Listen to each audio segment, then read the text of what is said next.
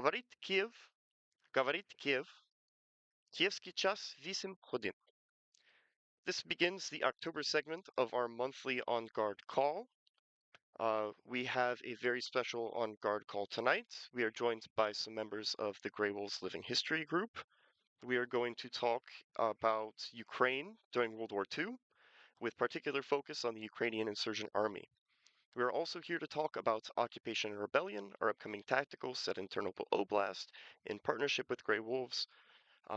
It's set during the spring of 1944. It will be outside of Defiance, Ohio on June 26th through 27, 2025.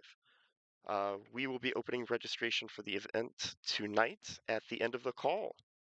Um, Tonight's topics are the history of the Ukrainian insurgent army, Ukrainian culture and ethnic geography, guerrilla warfare, and at the end we will talk a little bit more about the Occupation Rebellion event as well as other upcoming events. We are Osoaviakhim Foundation. We're a network of various Eastern European historians and reenactors, and we like to spread a little bit of history. Okay, I will turn it on over to Yura. Hello, my name is Yuri. I'm from Cleveland. I can start here with my chunk on a little bit of foreground on Ukrainian ethnogeography, and then moving into the situation in Western Ukraine uh, during the time of the interwar and early war. And then I will pass it along to Ihor, who can tell you all about the Ukrainian insurgent army. So, the Ukrainians are one of many Slavic groups which reside on the Black Sea, with their ethnic boundaries being the Sian and Tisa rivers in Poland and Slovakia and Hungary, with the Dnipro in the middle, and with Ukrainian settlements stretching all the way out to the Caspian at some times during the um, Tsarist era. But there are also groups of Ukrainian settlements throughout the territory of the Russian Federation and Russian Empire and Soviet Union, which were called klins, wedges. And these were Ukrainians who were either deported or were, moved to Siberia. This can be found in Kazakhstan and the Far East by Vladivostok, also in Manchuria. Um, but the Ukrainian people have been, if you can, this is a more modern map. There have been many Ukrainian kind of relocations throughout history. This is a more modern map. And so if you can see my cursor here, this is the area of Galicia and Carpathia. This is Western Ukraine. Here on this side is the Sian River. This is Peramish, this is Lviv, and Ternopil is right here. It was once a part of the Austro-Hungarian Empire, a Polish-Lithuanian Commonwealth, but here you can see what I meant by settlements of Ukrainians along there, all the way to the Caspian. So here is a just a very basic map of the different ethno-geographical regions of Ukraine and how we can kind of imagine it as small sections, just like how there's Midwest, East Coast, West Coast in the United States. There are small groups of ethnic differences in the Ukrainian people. Again, if we were to look a little closer here, we can see on Dnipro, which follows down all the way to the south, where you find Zaporizhia. This is more Cossacks. This leads us over to Tavria, Crimea, and some region. Slobozhanщина, which is cut off by the current modern border, but on that one map you saw it could continue more forward to Kursk, Belgorod, and up into that, over to the Caspian. You also have Severshina, which is cut off. You have parts of Polisia up here, um, which is split with Belarus. And then we have over here already where we will be staying. You can see here Ternopil. There are small illustrations. There's a map with a better copy on it, but this is where you can see Halichna, and then on the other side of the border here, you have Paramish and Zakarzonia. And so Zakarzonia is a term that can be heard quite a quite a lot in Ukrainian ethnogeography. It takes its name from the Curzon line, which was made as a border solution during the 1920s. And there were a couple versions of it, but the Curzon line would split Paramish, in Polish Paramyshal, and Lemko lands, which were following the Slovak border. And in return, the Ukrainian Soviet Republic gained a small chunk of coal mines in Lutsk and Volyn. Down there, you can see the split between Zakarpattia, Transcarpathia, and Precarpathia. And Ternopil lies right at the foots of Precarpathia. You have Podillia and so on. But here, I know it's not the best quality, but you can see the basic ethnic dress of the Ukrainian people. By the 1920s, 30s, uh, 40s, of course, it was already very much a universalized look. Suits had switched out these. You weren't wearing large caps for the most part. You weren't wearing large caps and leather schmucks or moccasins like the Hutzels do. You were wearing European fashion, at least something that could be seen in Czechoslovakia, Poland, the Baltics, Soviet Union, similar to that. This began around 1910, and by the end of the First World War and the Russian Civil War, it was already pretty.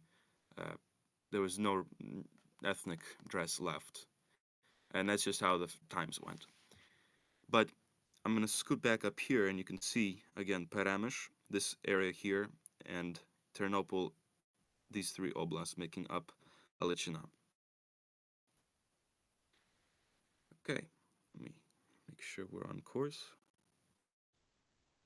Okay, so in total, the Ukrainian West Ukraine holds three major minorities, apart from Ukrainians, especially during this time. Um, you had Hungarians and Romanians, which I'm going to combine into one, which were after the during the interwar period. You wouldn't really want to live in the Soviet Union, so anyone living there would kind of the population exchange, at least as far as I've read. But the Hungarians would stay in Zakarpattia, Carpathia, Ukraine, which was in the Czechoslovak Republic and had high autonomy.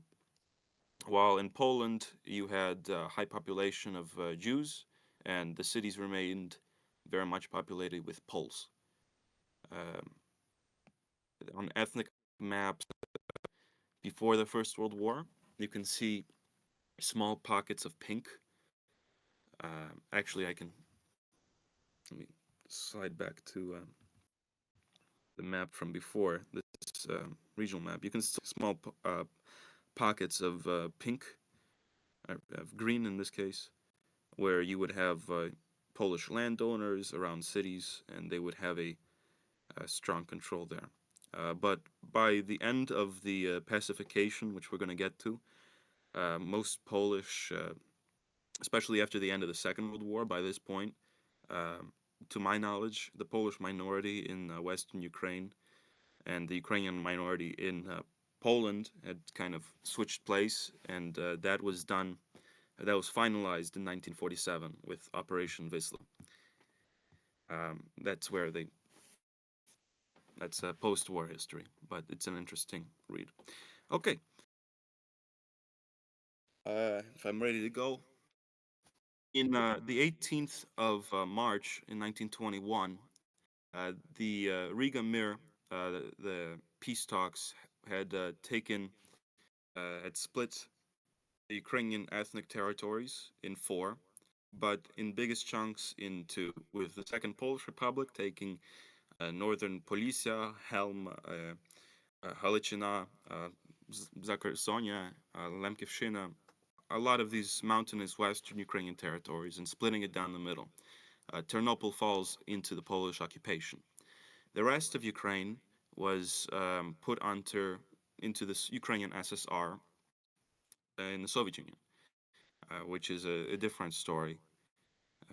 But for us, I'd like to focus more on the Polish pacification and occupation in Western Ukraine, just to give an idea of the political, well, to get into the role play of it really for us reenactors, and that way there's a bit of depth to the uniforms we do.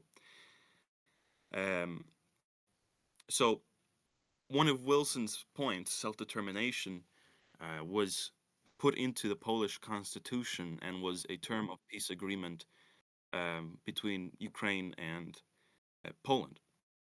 The Polish failed to carry out on this, and there were repressions and oppression against the Ukrainian people in Western Ukraine, which would be dubbed pacification.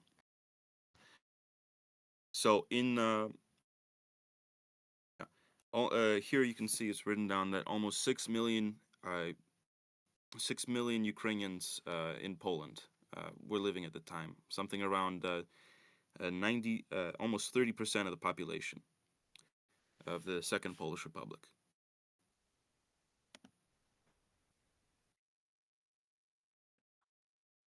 Okay.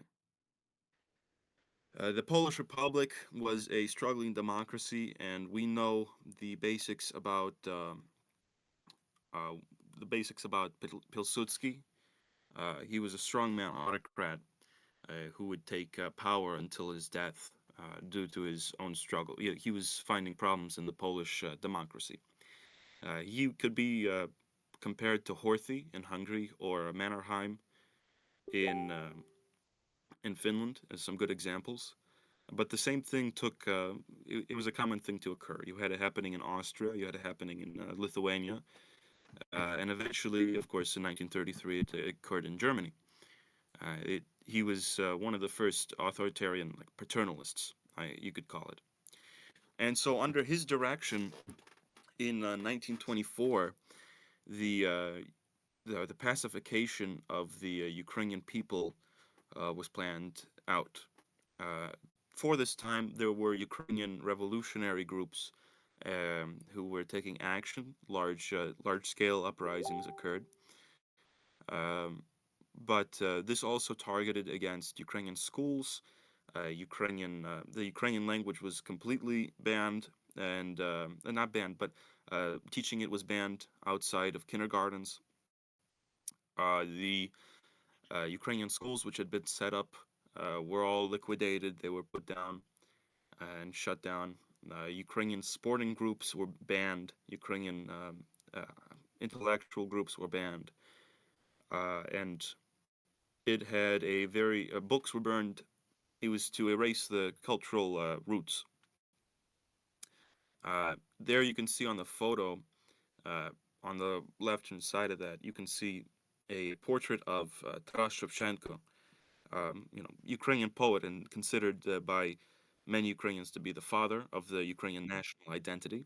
And he has a rifle. He's torn through the portrait, and you can also see a series of posters, books just torn around, and the Ukrainian emblem, the trident, completely trashed out.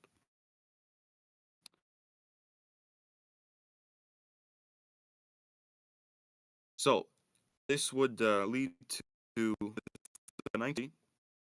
The Polish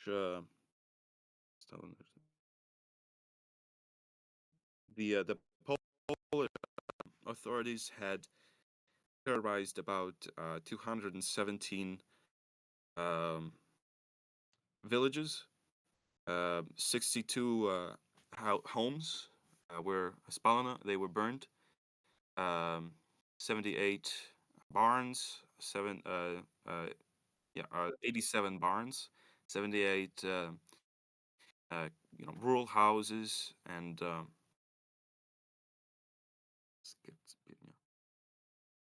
and so on. And so this was a large scale uh, pacification of Ukrainians. It got pretty in depth, where a few shootings, casualty count began to go up. Um, there in the corner here, you can see a photo of Ukrainian villagers being put on the ground with the Polish army standing over them. There were things of making the Ukrainian Orthodox or Greek Catholic population renounce their faith. Um, they were making the Ukrainian scouts renounce Ukraine as a entire thing. Scout, when I mean scout, it's about a boy from about 10 to 13. They were members of Plast, which is the Boy Scouts, the Ukrainian Boy Scouts organization. They also carried out large-scale parades and such throughout Ukrainian cities, and there was uh, a ban on Ukrainian ethnic political parties, but they still continued underground. You can see here another Ukrainian education how it toppled over, and this was done uh, by Pilsudski's order and his government. So, moving forward to kind of a political situation, uh, there was a. I'll come back to this slide. You have three political wings of this time. The first being the Ukrainian Social Democrats, Democrats, Republicans.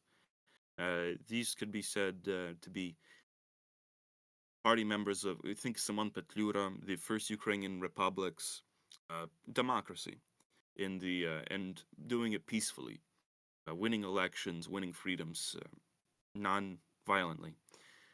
Um, the first was the Ukrainian National Democratic Unity Party, UNDO, um, and there were in fact members of this party in the Polish Sejm, their Congress, um, established in 1925. You had the Communist of Ukraine, of Western Ukraine. Um, you had. I'm sorry. I don't believe I finished my thought. You have three branches of Ukrainian political ideology during this time. You have the Democrats, which were um, Republicans and fighting for democracy in nonviolent ways, going through the democratic system. To the left, you had the Ukrainian Communist Party and the Ukrainian Radical Socialist Party. Uh, the Radical Socialist Party was not backed or supported by the Soviet Union. The Ukrainian Communist Party was, and it's the Ukrainian Communist Party's goal was the reunification of Western Ukraine to the Soviet Union. And then you had the Nationalist Liberation forces, which began which believed in a democratic Ukraine, but through the struggle of arms, through revolution, national revolution. But here you can see the Ukrainian Communist Party. Uh, you have the Ukrainian Social Democrat Party. You have the Ukrainian Radical Socialist Party, which almost in 1934 had 20,000 members. And then you have the Ukrainian Military Organization. The Ukrainian Military Organization was formed in 1920, and it kind of goes around how pacification began. There were repressions against the Ukrainian people. The Ukrainian military organization begins planning out a national revolution. They start robbing banks, post office. There were a few. There were two major revolts that took over towns and cities, and it was one of many different Ukrainian nationalist organizations, mostly made up by veterans of the Ukrainian Legion in the Austro-Hungarian army. And their leader was Yevhen Konovalets. He was a colonel in the Ukrainian National Army under Simon Petlura during the First War of Independence. Um, their their goal, and this is the start of the history of UPA going forward. It begins in 1920. at least this chapter. Um, it begins with pacification and the UVO, with the goal of a uh, armed uprising and a liberation campaign for the Ukrainian state. The UVO was, again, one of many, and their members were either older veterans of this Austrian Legion or the First War of Independence, or they were younger boys who did not have a chance, they weren't old enough to be in the First World War, but were growing up now in 1920, 21, 22, 23, and they were just getting their experience as teenagers in Polish occupation. During this time, 1922, 23, 24, you have another generation of Ukrainians that will be the UPA in that will be 20s, 18, 19, 20 in 1940. That's the three generations that continue each other forward. And so uh, in 1929, a union is called in Vienna, which its goal is the unification of all these different nationalist groups, liberation groups, under one organization and one leader. And so in 1929, it is chosen that Yevhen Konovalets becomes the head of the Organization of Ukrainian Nationalists and absorbs all of these different Ukrainian nationalist organizations. The the main structure of it during this time, there was not really a political ideology in the UVO and OUN during this 1920s. You had either intelligence or you had battle groups. Uh, the intelligence would gather intelligence and carry out collective information, and then you would have the battle groups who would act upon it. This post office is underarmed. This mailman goes past this road at this time, and so on and so forth. So those were the two main groups. By already the end of the um, middle 1930s, end of the 1920s, you had more political propaganda. You already had the idea of more of a less revolutionary and more liberation front. And so Konovalets would be killed in 1937 8 by Soviet agents in Rotterdam. And so with his 1938. So with his death, um, and with the ongoing geopolitical situation going on in Ukraine and Europe, you have a whole new wave of leadership. Um, Under Konovalets' leadership, the UVO and early OUN was very close with many different countries. You had Lithuania. He had a Lithuanian passport. There were Lithuanian supporters. He lived in Rotterdam. They had connections with the German intelligence, the Abwehr, who they knew through their old time when in 1918 when the Hetmanate was around, and they made connections there. Um, and there were many trips around gathering costs. But with Konovalets' death, you now have the lack of a main figurehead.